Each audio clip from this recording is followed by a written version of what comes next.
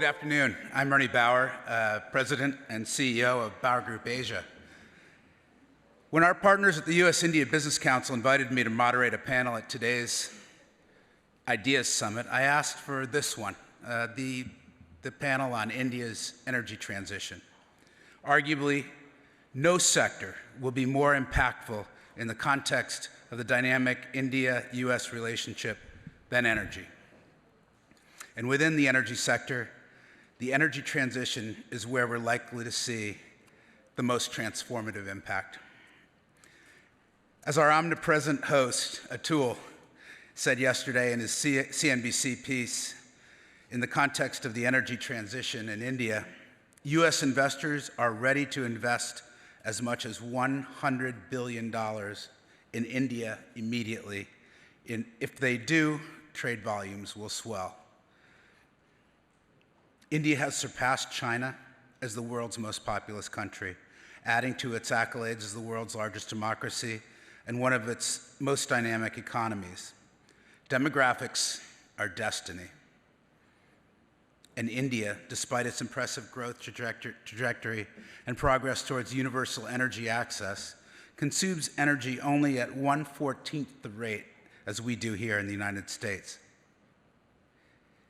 India's next phase of economic development, as it strives to become a $5 trillion economy by the end of the decade, will necessitate accelerated modernization of its energy infrastructure and significant growth in its energy consumption. Demand must quadruple to meet that target. Given the intertwining of electricity supplies and the commitment to transition from gray to green, its contribution for the energy mix will be shaped by the contours of its transition to clean energy. Were the infrastructure dilemma not challenging enough, India's energy sector modernization must integrate its ambitious climate pledges, including sourcing 50% of its electricity supply from carbon-free sources by 2030, that's in 7 years, and a net zero economy by 2070, while accounting for its evolving energy vulnerabilities. Fortunately, today, we have a great panel to help us understand the right balance of that, as today's theme aptly captures, fosters trust, strengthens reliance, and promotes growth. To get us started, I'm honored to introduce our keynote speaker, Dr. Enoh Ebong, the director of the U.S. Trade and Development Agency, one of the U.S. government's most high impact and best when it comes to dollar-for-dollar returns. Dr. Ebong was nominated by President Biden to serve as USTDA's director. She was confirmed by unanimous consent of the U.S. Senate. As director, Dr. Ebong leads a USTDA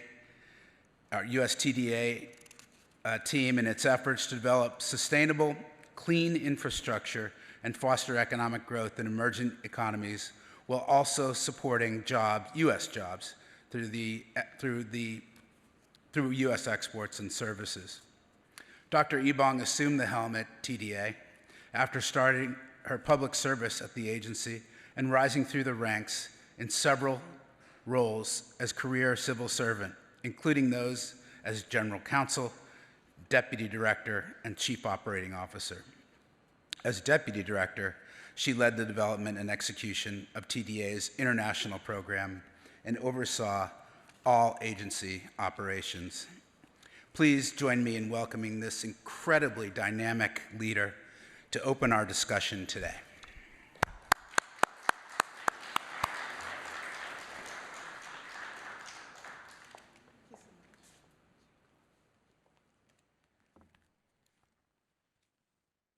Well, good afternoon, everyone. It is such a pleasure and delight to be here to see all of you. I want to thank, first and foremost, the US Chamber for hosting us here, and of course to the US-India Business Council for your always gracious and constructive way of gathering us all together to talk about issues of import and to build on our relationships and partnerships. It really is a pleasure to be here, and I'm grateful for the invitation to participate in the the India Ideas Summit and Annual General Meeting. This was an invitation that I could not resist. The subject of leading the energy transition is a daily conversation at the US Trade and Development Agency, and it's actually the reason that I visited India earlier this year. The focus of today's discussion is on innovative pathways to energy security.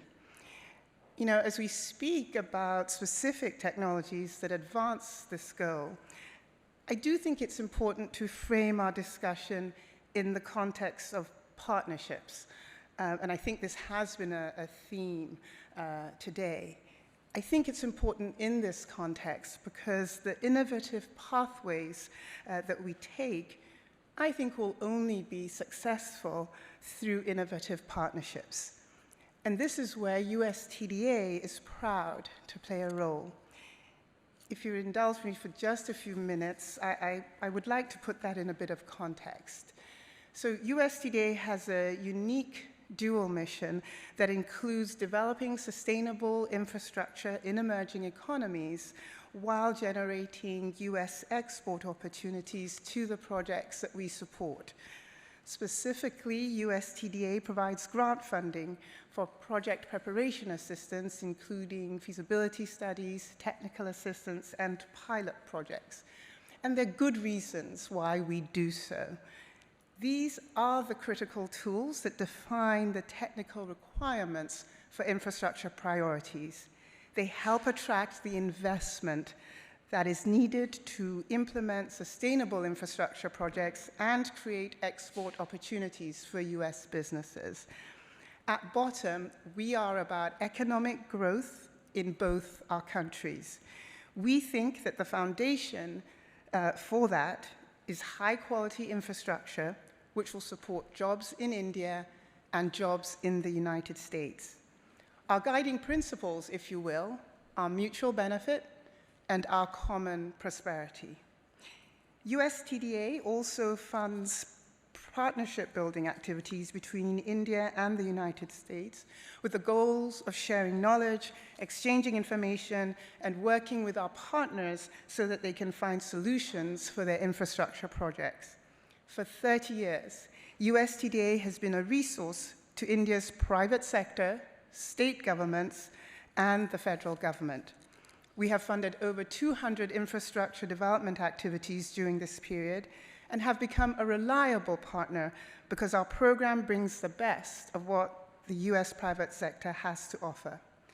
The flexibility of our mission and our tools and our experience makes us a natural partner then to advance the energy transition in countries such as India. I shared my view earlier that innovative pathways to energy security require innovative partnerships. Here are just a few examples. In August of 2021, USTDA and the US-India Strategic Partnership Forum launched the US Climate Technologies Action Group, or CTAG. This is a public-private partnership to accelerate US collaboration in India's clean energy sector and mobilize capital for climate-smart infrastructure projects. Earlier this year, when I traveled to India, I had the honor of launching the Interstate Clean Energy Procurement Program, or ICEP. ICEP is a partnership between USTDA and 8 Indian states to develop clean energy infrastructure through public procurement practices that focus on high quality and value for money instead of lowest cost.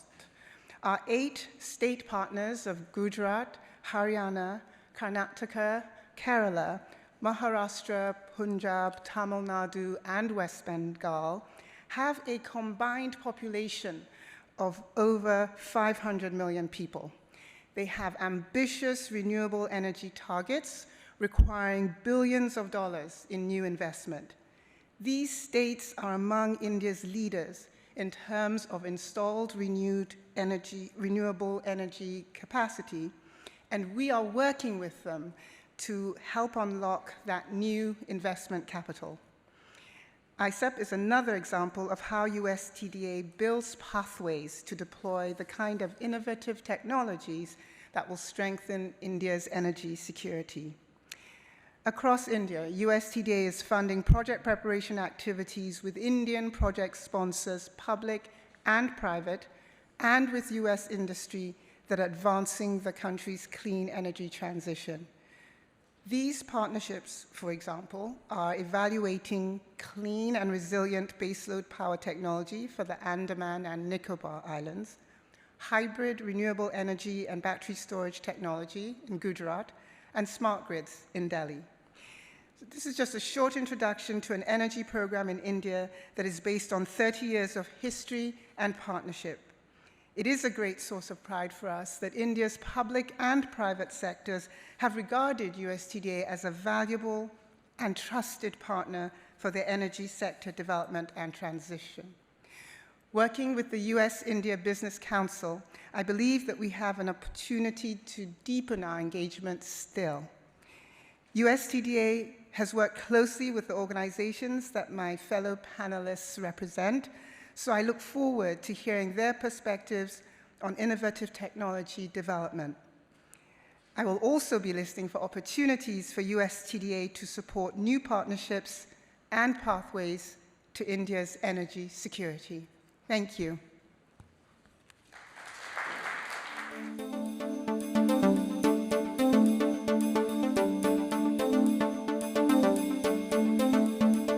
Thank you, Dr. Ebong. Thanks for those great remarks. Now let me introduce our panel. On Dr. Ebong's right is Ambassador Geoff Pyatt. He's Assistant Secretary in the Bureau of Energy Resources at the U.S. Department of State, position he has served in since September 2022. In his storied career, Ambassador Pyatt has extensive personal and professional experience in India, having served 3 times in the U.S. Embassy in Delhi, the last one as Deputy Chief of Mission. Next, Craig Husa is the Director of Energy at Lockheed Martin.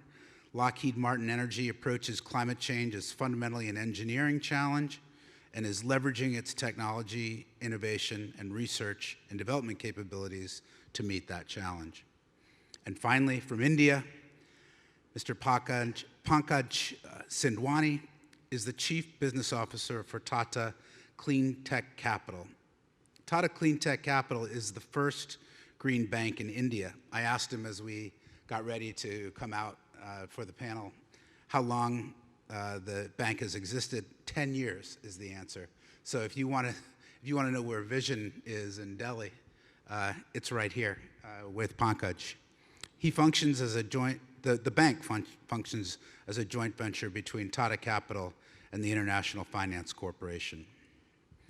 So I can't think of a more talented panel to talk about how India and the US can identify and execute innovative pathways to energy security amidst their transition to a net zero future. We get started. I'll start with you, Ambassador Pyatt. We have a big visit coming up next week. Prime Minister Modi coming for a state visit. Could you tell us what do you have planned? What does the Biden administration have planned on the energy portfolio for that visit? Yeah, thanks, Ernie, and thank you so much to USIBC for having me as part of this discussion. It's an incredibly exciting time in the U.S.-India energy transition, energy security relationship. So I'm really delighted to have this opportunity to talk a little bit about it. The first thing I would emphasize is just the consequential nature of the U.S.-India partnership on these issues. There will be no more important country in the world in terms of driving global energy demand over the next few decades between now and 2050 than India. And there is such extraordinary potential for us to deepen our partnership on all of the issues around energy transition. The United States is very supportive of Prime Minister Modi's ambitious goals for renewable energy generation, and I was making the point to Pankaj and others as we were in the green room that I think this visit is a great opportunity for New Delhi to articulate its own energy vision and how convergent that is with the United States. I think it's extremely important that this happens a year after the passage of the Inflation Reduction Act in the US Congress, which is really, as you all know, changing the conversation about energy transition here in the United States in all the critical areas that are going to drive our clean energy future, in terms of green hydrogen, in terms of carbon sequestration, in terms of expansion of electric vehicles. These are all exactly the same areas where Prime Minister Modi and his government are emphasizing. And then the point I would also make, and it's great to be up here on stage with Enoh as well, because as I look back on my decades of involvement with the US-India relationship, the thing that's really changed most significantly is the rise of global Indian companies, companies like Tata and Reliance, and the opportunities that that creates for deepening partnership with our leading companies that are also working in this area. I think as we look to the future, I want to make sure that the United States is India's preferred partner on all of these issues of energy transition, whether we're talking about the growth of our green hydrogen industries and the way in which American companies are leveraging the Inflation Reduction Act, and companies in India are leveraging the incentives that Prime Minister Modi has created through the PLI program, the production-linked incentives, how we diversify supply chains, de-risking our exposure to China, which is the overwhelming dominant provider of critical minerals, silicon wafers, solar cells, wind-powered nacelles, all of the things that will drive the clean energy economy. So we have a fantastic opportunity, and I think the biggest challenge that I face in working on these issues is just making sure that our level of ambition in the government meets the moment in terms of what our private sectors are talking about. Great segue. Craig, let's hear from the U.S. private sector. India has a target of achieving 50% cumulative electric power installed capacity from non-fossil fuel-based energy resources in just 7 years. To achieve that, energy storage will have to become a central part of that effort in grid integration, services, and balancing. So how does Lockheed Energy think about this? How does its solutions arm view the opportunity, and what steps does India need to take to unlock that stationary storage development? Thanks, Ernie. It's great to be part of this discussion. Energy transition is a massive undertaking that touches everything. And just, and using kind of energy storage as just one example of that, and sharing a little more context on that. So in 2022, there was 240 megawatt hours of energy storage in India. And in 2030, it's projected to be 27,000 megawatt hours of energy storage. That's over 1,000x growth. That doesn't just happen easily or by itself. 2 weeks ago, my wife and I were in Portsmouth, New Hampshire, and we saw a T-shirt in the window and it said, "Parenting, it takes a village and a vineyard." And I think parenting a new industry such as this is the same. It takes a village, and then that vineyard can help kind of calm the nerves, because this is a challenge. And when you look at something such as, again, as energy storage, like, well, we just put out big batteries. And the solution has to match the problem. And so with energy storage, there's a variety of use cases with that, and so ultimately different solutions may be necessary for different applications. One that we know is it's when you've got a lot of renewables on, intermittent, you need to be able to time shift those. And it's not just peak shaving, it's diurnal shifting, it can be seasonal shifting. You also have, with transmission and distribution, enhanced reliability by putting a battery at the end of distressed power lines and that sort of thing. You also, for microgrids, for resiliency and energy security, which of course, not just for a microgrid, but it can be for a whole country. These things all matter and they all play together. In the private sector, some of these particular use cases have very clear revenue streams. Others are not necessarily, energy security, depending on who's being secured through it, may or may not have a clear revenue stream. So that's where it takes private industry to be able to create the solutions that match the problems. That's what we're doing, and others are as well. But it also takes that, getting back to that village, it takes the combination with government, financiers, to be able to help share that risk and share the expertise and resources to build that ecosystem, because it does. It really, when we're talking energy transition, it touches everything, and it's a worthy goal, but it takes some effort. Let me turn now to Pankaj from a banker's perspective. What can be done to encourage more private investments to accelerate India's energy transition and achieve its net zero ambitions? And can you think about and share your thoughts about multilateral agencies and development finance institutions? What role would they play in your effort to do that? Thank you. Thank you, Ernie. Thank you, USIBC. Thank you, Ambassador Kashyap, for putting together such a wonderful event. To your question, let's just look at some numbers. So if you're looking at net zero ambitions of India, and India is pledged to be net zero by 2070, the rough estimates are that India will require $10 trillion. Yeah? Now contrast this with the asset under management of the entire banking sector in India. It is $2.7 trillion today, right? From $2.7 trillion of the entire banking exposure, we are looking to invest $10 trillion in next 4 or 5 decades. That's one. If you look at the solar capacity that would help India become net zero by 2070, the total capacity will be in the vicinity of 5,600 gigawatts. Today, that capacity is 65 gigawatts. So we are likely to grow 100 times. If you look at more immediate targets, say 2030, we are, as Prime Minister Modi has already announced, we'll be having a capacity of 500 gigawatt, non-fossil fuel, 500 gigawatt capacity by 2030. Now, that alone will require roughly $1 trillion worth of investment. India's entire mortgages market today is about 300 billion, so 3 times that investment. So numbers are staggering. Yeah? And when we look at that kind of a scale, the sources of capital will need to be found both domestically and internationally. You would imagine that a country like India, which is growing and which has a lot of other needs also, will always have limited constrained fiscal space to be able to accommodate such huge growth and almost this quantum of money only being dedicated towards climate. So international cooperation is a must here.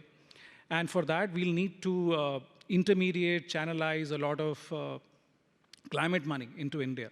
Now, is money really a problem? If you look at the overall size of pension, insurance, and sovereign wealth funds, it's close to, if my estimates are right, $100 trillion. Now, if you compare then this with what India requires, it's a pittance. It's hardly any amount. So why is that money not flowing into India? And the reason is the perceived risk around the country risk or currency risk or the performance risk. But the reality is far different. We started our business 10 years back. We have funded more than 350 projects, and you would be amazed to know only one account is non-performing asset. Our return on asset is best in the industry, right? Almost 3% return on the asset. India has funded roughly 50 gigawatt worth of projects, right? Close to $25 billion worth of projects. Not one is an NPA, right? What does it tell you? That the perceived, there needs to be a greater amount of awareness around what is the real risk investing in India, and therefore, can you really reduce the premium that you have on the risk that you assign to a particular country, to a particular technology, and how do you bring that down? And please, and I was speaking to a private equity investor, and I was asking him, what kind of, the IRR threshold these days you have for investments in India. And I was shocked when I was told the thresholds are in the vicinity of 20%, 25% dollar. Now you can imagine if the expectations are 20 or 25% dollar, in INR terms it translates to almost 30%. Now please understand, someone is paying for it. A poor person in the state of Jharkhand or Bihar who does not have an access to electricity, he's paying for that higher demand for the returns that the world is expecting. I think, one, we need to normalize that expectation in terms of what you really want from the market. Plus, you also need to somehow understand the risks better. There is so much of now data available. India is a market which is almost 10, 15 years old in terms of solar capacity. The policy regime is quite stable. The environment is quite conducive. So why do you need to charge all those premiums that you particularly assign to a country like India? And if that happens, see, I can tell you we do not need so much of money in grants. Of course, grant money is needed for loss and damage, for adaptation. For much of mitigation, specifically for traditional sectors, we may not need so much money in grant. This money needs to come to India at reasonable return expectation. The second part is where the MDBs can play a very vital role. The new sectors that Ambassador Pyatt also referred to, whether it is green hydrogen, electric mobility. See, these are nascent sectors. And today on their own, they are not commercially viable. And unlike developed world, we do not have the fiscal space to offer tax credits or large budget outlays, so that you can continue to absorb losses for a period of time. So you need to have some other blended finance mechanism there. The MDBs can play a very, very important role where they can bring in some part of the money, and that money can be used to bear the first loss, or for instance, to enhance the credit rating of a particular project or particular entity. And thereafter, it becomes way much attractive for the private sector to come in with their kind of money. There is an example of this. We have secured line from Green Climate Fund, and we've used that blended finance facility to build almost $250 million portfolio for solar rooftop alone. So something similar can be done in many other sectors. The MDBs will need to rethink their role. A major part of what they are doing today is basically crowding out private investments. Their job is to crowd in private investments. Thank you. Thank you very much. I wonder, from your TDA position, you're hearing some eye-watering numbers here. Obviously, a massive opportunity, and I wanted to ask you, how do you think a TDA fits into this mix in the energy transition, innovation in India, and what role and how will you play that role? Thank you so much for that. And I want to actually start by piggybacking a bit on what Craig mentioned about the need of an ecosystem, and that everyone has their role: government, private sector, innovators, creators, and also Craig referenced delimiting risk. And so this is where an agency like USTDA, I think, has great impact. Because we come in at that early stage where there's a concept, but it needs to be proven to be able to attract the financing. And so this engages a couple of things. One, understanding the landscape, connecting with partners, listening to industry, and developing projects that have a likelihood of financing. And so I would say that the role for USTDA is a little bit of project sleuth. It's a little bit of knitting together of various parties, and it's identifying the priorities of the partners on the ground. And it's probably, I think, to highlight the innovative space, helpful to give a couple of examples. So one of the projects I like to describe is a project that was brought to us by a women-led company called LanzaTech. The company's actually gone public since their first engagement with us, that came to us together with the Indian Oil Corporation. LanzaTech is a company that manufactures a carbon capture technology that produces cleaner ways of, well, actually helps industrial clients produce cleaner fuels and reduce emissions. And so the Indian Oil Corporation was interested in being able to convert oil refinery waste gases into fuel-grade ethanol. LanzaTech had this technology. They had the idea. They had the partner in Indian Oil that had interest. But there needed to be a way to prove the feasibility. And that's where USTDA came in. And by grant funding, provided that feasibility study that proved the concept for the location.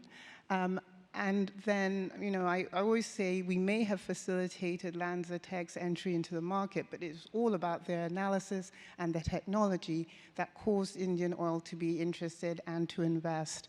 And now the partners are building a pilot facility outside of Delhi. It's going to help, assuming that it's all proven out, reduce emissions in northern India.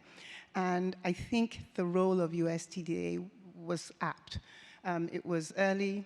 It was helping to delimit the risk. It was helping the parties get what they needed to be able to move the project along.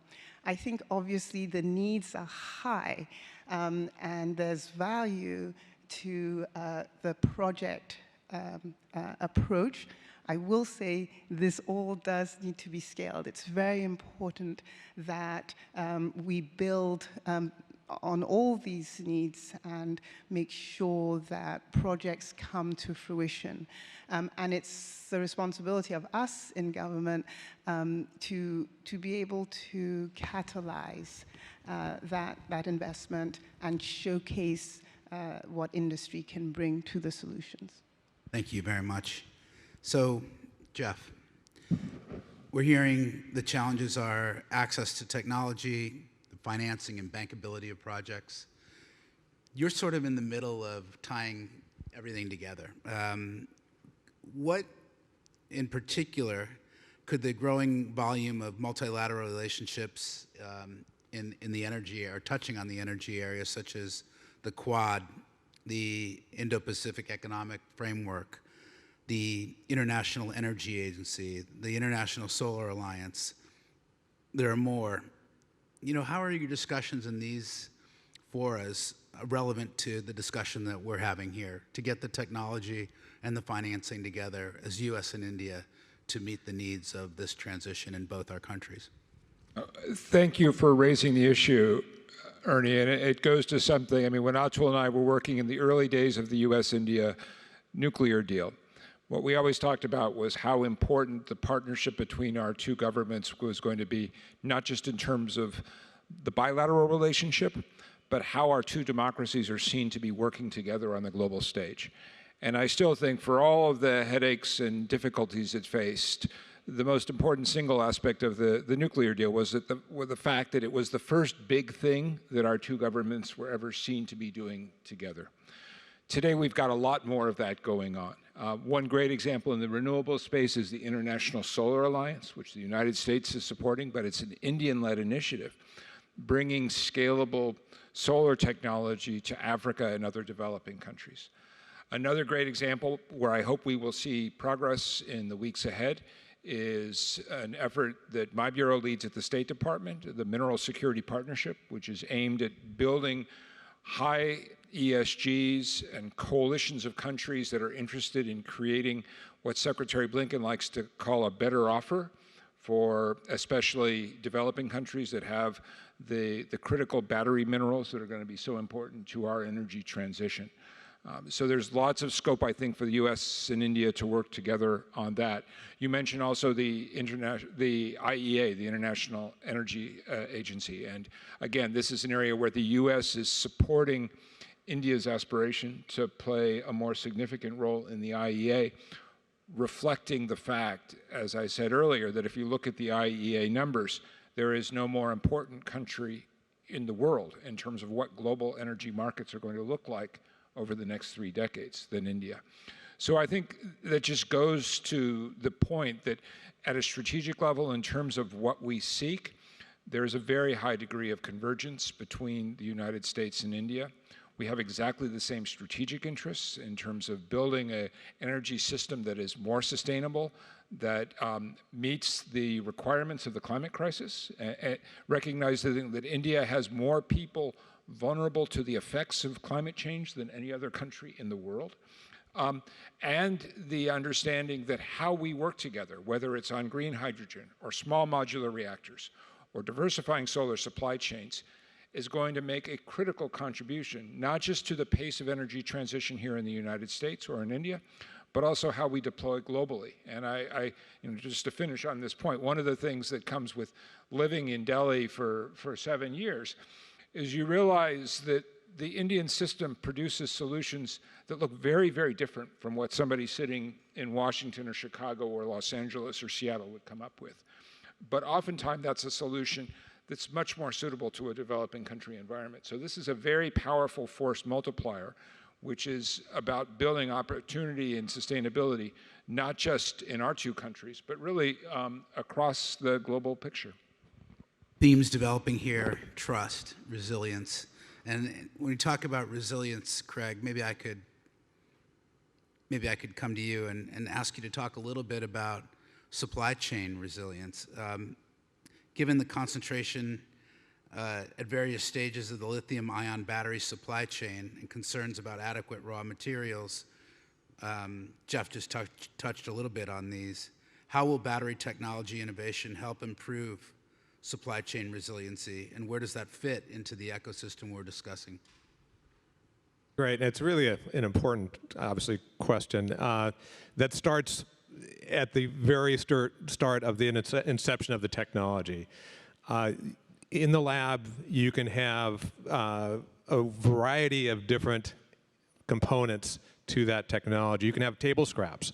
We have a lot of interesting things going around waste to energy.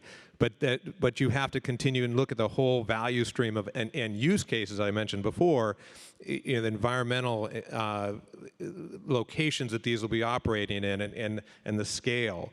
And so with lithium-ion batteries, they've been established, they're good, people know them, but there is an issue with availability of some of the elemental components of them, and just a challenge. They're in certain locations that are not always easily accessible, not accessible in some proper ways sometimes. There's other issues around just performance, around the little thing about catching fire. And so you look at alternatives, and there's a lot of work being done on alternatives. And so at Lockheed, we had a bunch of big brains in the back room thinking about, okay, what if we were going to invent something that would not have supply chain issues? Okay, so ours is based off of earth-abundant metals. It's commonly construction material, in food additives, commodity chemicals. So you start there, and then as you're building that as the base level of the product, then you have to look at how that's going to be operated, because it's not just those kind of, in our case, the precursor chemicals that go into the chemistry of the battery, but then you look at, okay, there's kind of three components of it. It's some of those proprietary components, some of the kind of other special components, and then the balance of plant. So the balance of plant can, when you're looking at supply chain, and we look globally, and so when we're looking at India and being able to set up supply chains, which we're doing and looking to do even further, some of the balance and plant things are kind of the easy part. Some of then the next level is because it's pumps, it's pipes, it's tanks.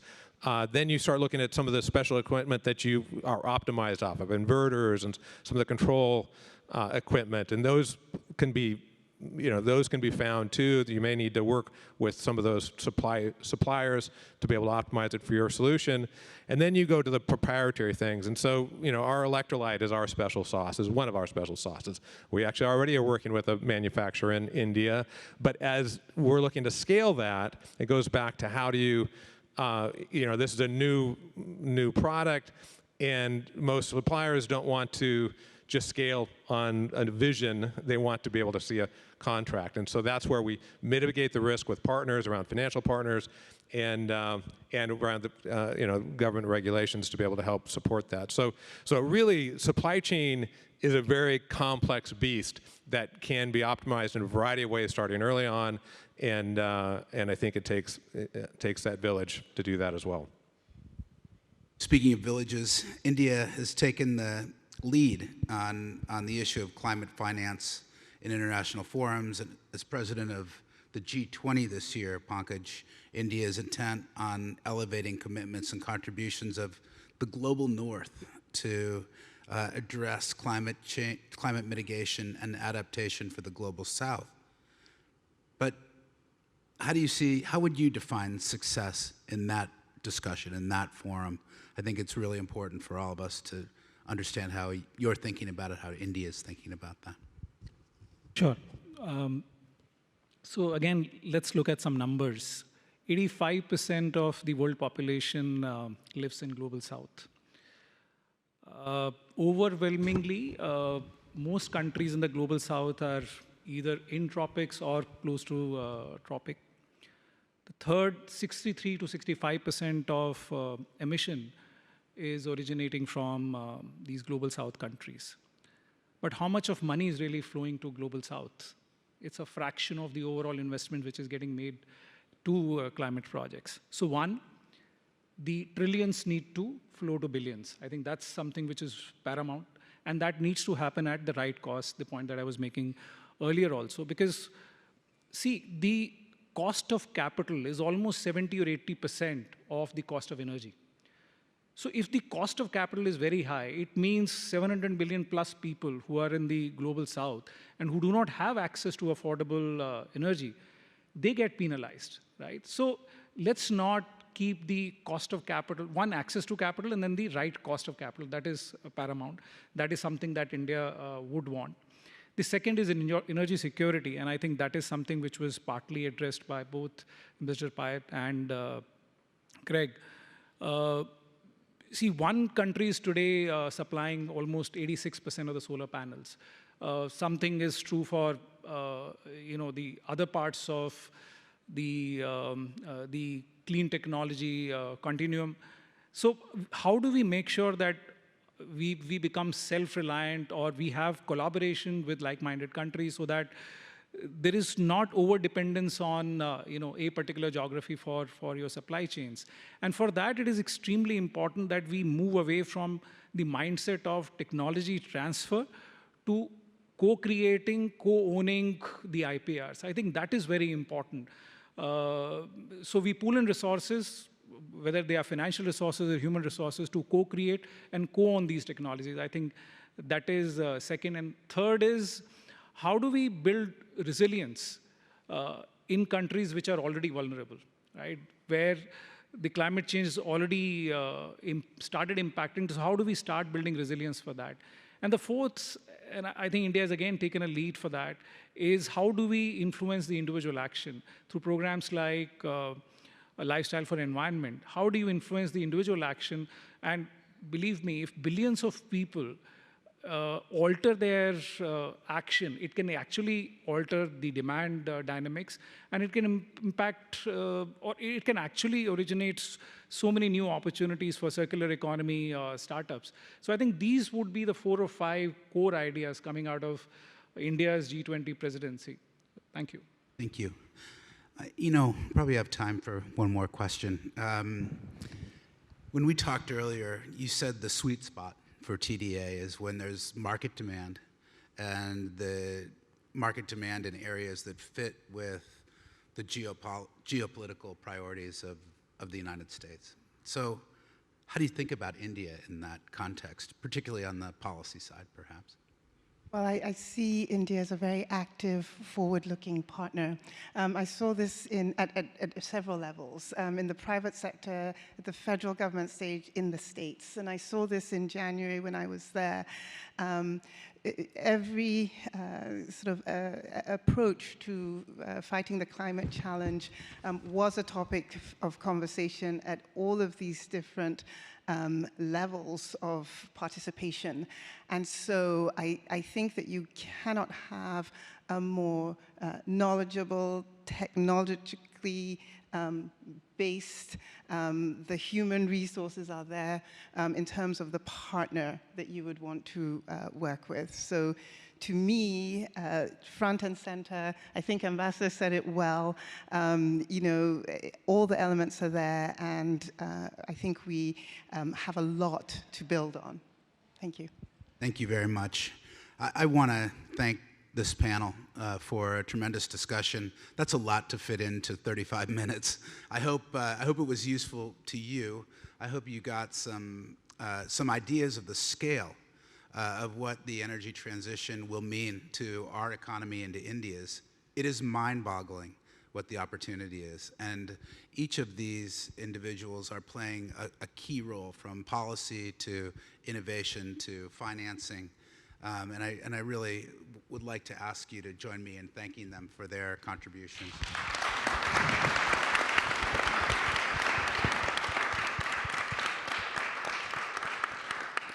I also want to thank Atul and the US-India Business Council for an outstanding event. To have the ambition to put something this wide-ranging and complex together and do it with what looks like ease and just it's running very smoothly. Congratulations to you. I also want to say thank you to Sid, who I don't know how many hours he put into this panel. Thank you, Sid.